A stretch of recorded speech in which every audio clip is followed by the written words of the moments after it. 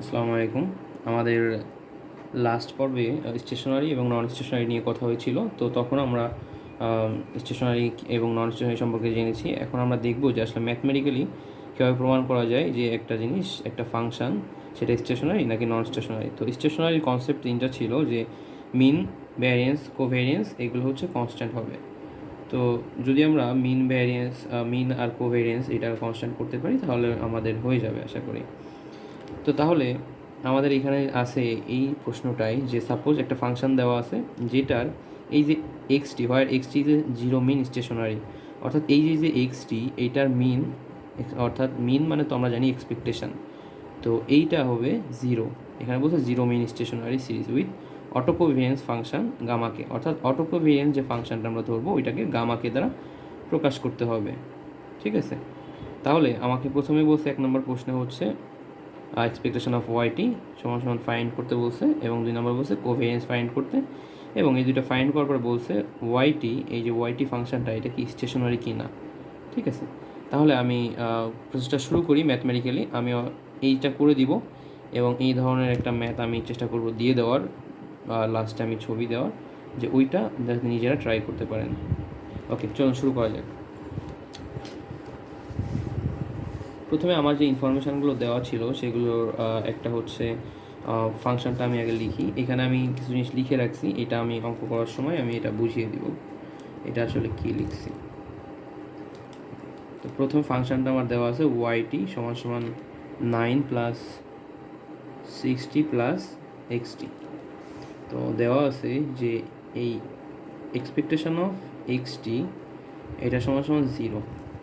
এই যে এখানে লেখা আছে xt is a zero mean stationary. ঠিক আছে, ওকে। তাহলে আমাকে প্রথমে ফাইন্ড এক নম্বরে বের করতে বলছে, ফাইন্ড এক্সপেকটেশন অফ ওয়াইটি। তাহলে আমাদের এটার এক্সপেকটেশন করব। তো আমি কিছু না আর কি ডিরেক্ট শুরু করে দিই অঙ্কটা। তাহলে যখন আমি এক্সপেকটেশন নিব, তাহলে উভয় পাশে এক্সপেকটেশন হবে 9 প্লাস 60 প্লাস এক্সটি।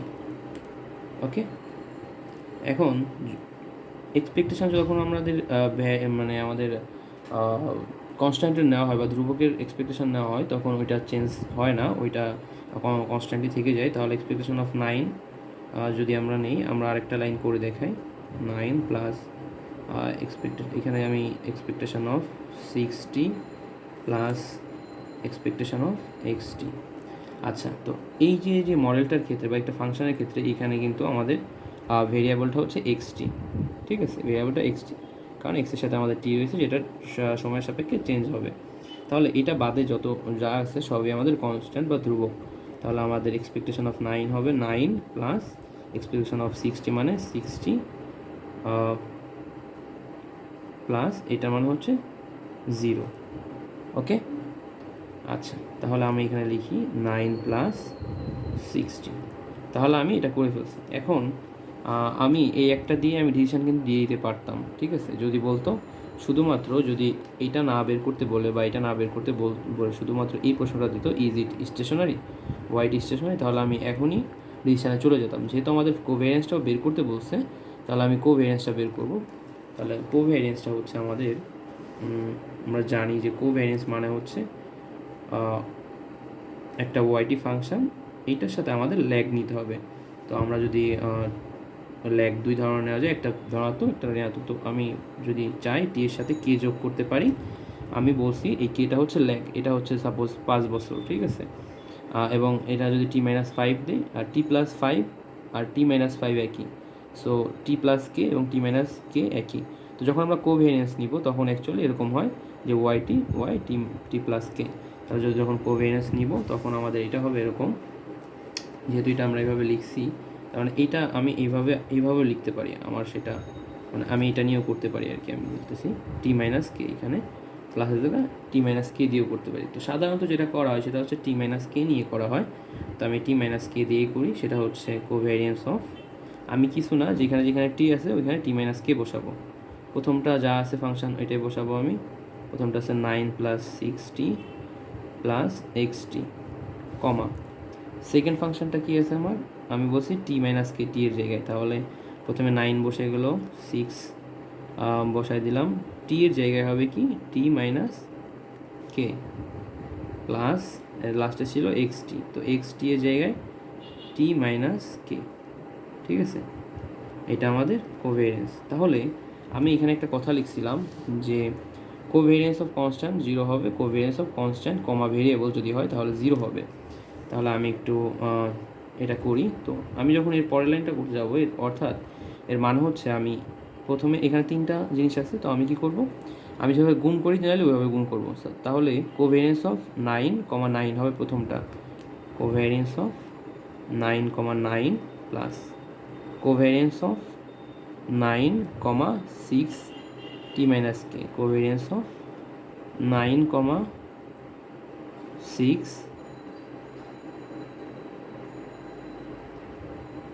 টি মাইনাস কে, ঠিক আছে। তাহলে এরকম আমাদের অনেকগুলো টার্ম হবে, ওকে। তো আমাদের লাস্টে একটা টার্ম হবে, সেটা হচ্ছে কোভেরিয়েন্স অফ, অর্থাৎ এই যে আমি কিন্তু এই লাস্ট টার্মগুলো লিখলাম না কেন, আমি এটা বলবো। তো আমি তার আগে একটা কথা বলি যে এখানে আমি জানি যে আমাদের ভেরিয়েবল হচ্ছে এক্সটি আর এখানে আছে XT minus K.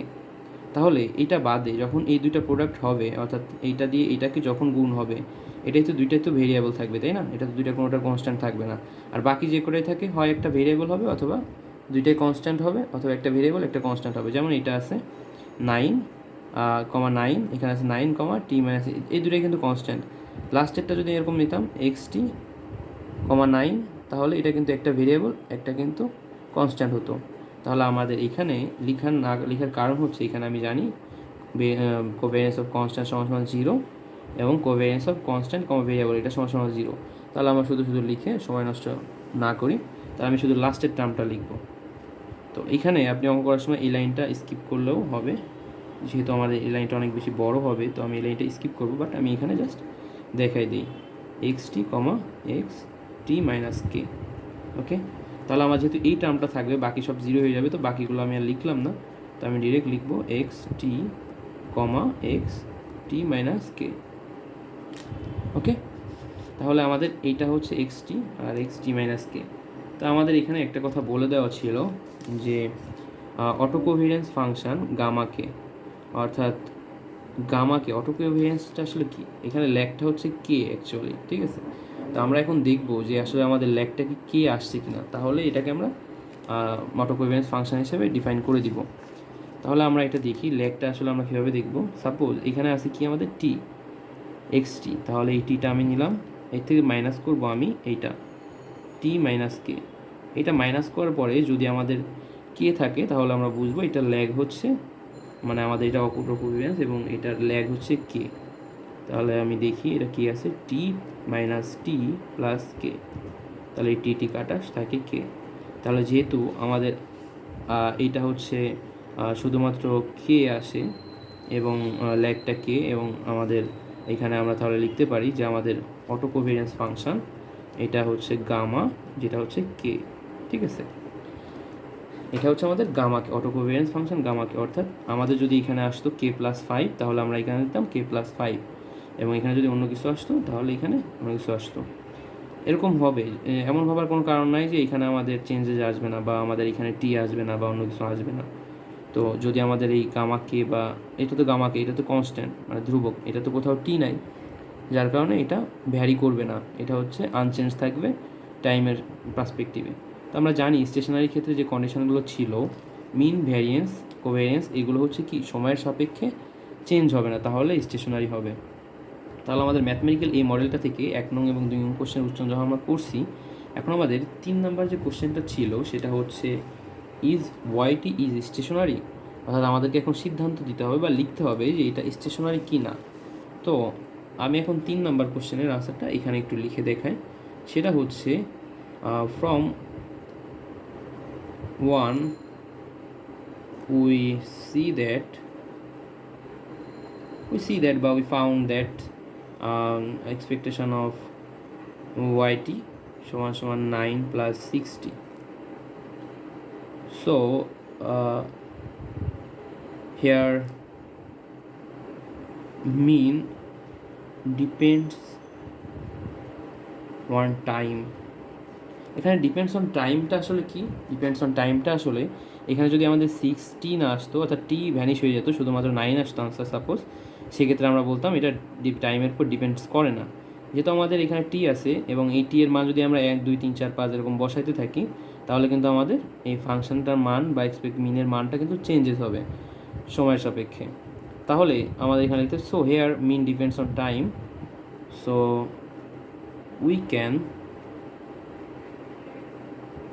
conclude that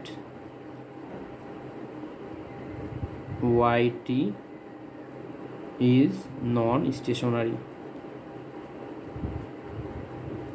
ওকে, তো এইটা হচ্ছে একদম সিম্পল একটা অঙ্ক ছিল, লাস্ট ইয়ার আসছে। তো আশা করি এই টাইপের যত অঙ্ক আসবে, এই টাইপের অঙ্কগুলো হচ্ছে আপনারা নিজেরা সলভ করবেন, এবং বেশ কয়েকটা অঙ্ক সলভ করলে আপনি হচ্ছে আশা করি জিনিসগুলো ক্লিয়ার হয়ে যাবে।